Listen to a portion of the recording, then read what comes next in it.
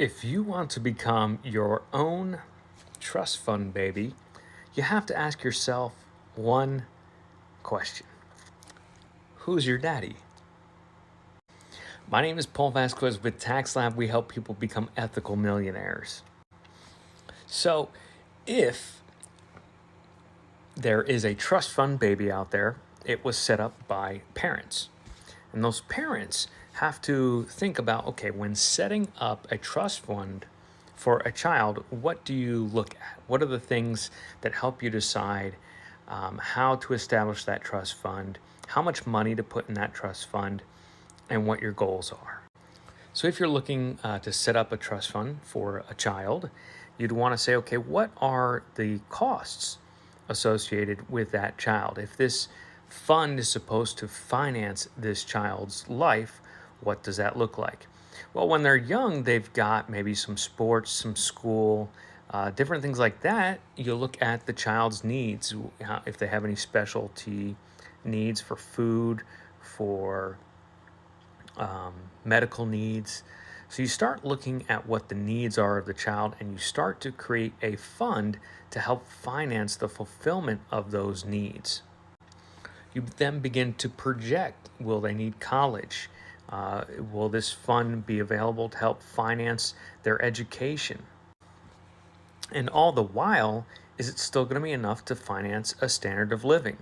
If you look at inflation rates, will inflation eventually eat away at that? Is it invested? Is it growing?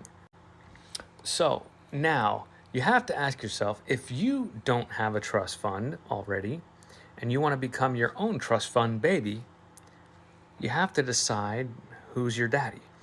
So, and that inevitably is you. You're your own daddy. So if you're your own daddy, you need to assess those things. What are going to be the needs of this trust fund? What are the goals in mind?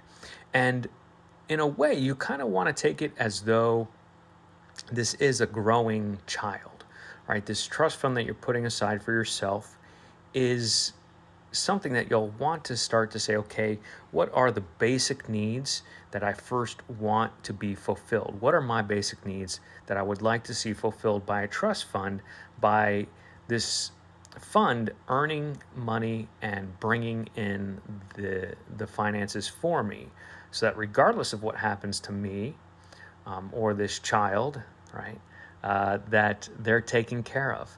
And so when you start to look at this as a third person that you're in charge of taking care of, that you have a responsibility over, I think that can also then bring in a certain amount of desire, a certain amount of effort. I often look at, I say, the me in the future who's might be older, might not be as physically able to do things. And so who is responsible for taking care of that person, that senior? Where are they going to get their money, their funds?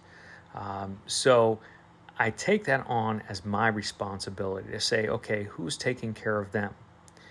Of course, if you're not married yet and you're able to build up that trust fund for yourself, you might say, okay, now what happens if I want to support a family? Could I create a family trust fund or expand the trust fund that I currently have to cover another person, a spouse, a significant other?